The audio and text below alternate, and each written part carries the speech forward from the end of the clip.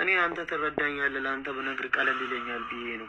ይኸውልህ የመጀመሪያ ቀን ከዚህ ቤት ስትወጣ ማለት ነው ማሚ ህፃኗን ይዛ ስትወጣ ትንሱ ሻወር ቤት ነው የነበረችው። እኔ እሷ እንዳይረፍድባት በጣም ስለ ተቻክዬ ነው እየመጣው የነበረው። ስለ ህፃን ብዙ አላውቅም ታውቃለህ። ማሚ ህፃኗን ይዛት ስትወጣ እኔ ፀሐይ ላሞቃት ነው ብላኝ ነው ይዛ የወጣችው። እኔ በ9 ቀን እንደሚሞቅና እንደማይሞቅ ምንም የማውቀው ነገር የለኝም። መቆቁ ማለት ይዛ ስትወጣ አይታታል?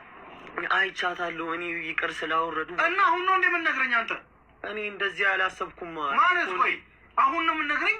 እኔ ይዛ ስትወጣ አልነግረኝም ወይ? የት ነበርክ አንተ? እኔማ እዚሁ ነበርኩኝ። ይዛ ምን ማለት ነው እዚህ ነበርኩኝ ማለት እንዴ? ልክ እንደመጣህ ለእሷ እንኳን አልነግራትም? እኔ በቃ ታች ናት ብዬ በእናትህ ዝም በል በእናትህ። ታች ናት ብትለው ኖ ታች ናት እንዴ? ይሄንን ስታክ ዛሬ ነው እንዴ? በሁለተኛ ቀን በሶስተኛ ቀን ነው የምንነግረኝ? ፈርቼ እኮ ነው ማለት ፈርቼ። አንተ ትዝመጣ አይደለ እንዴ ህፃኗ የታለች ብለን ስንበጣበጥ የነበረው? የዛኔ እንኳን ሀሳብ አልነግረኝም?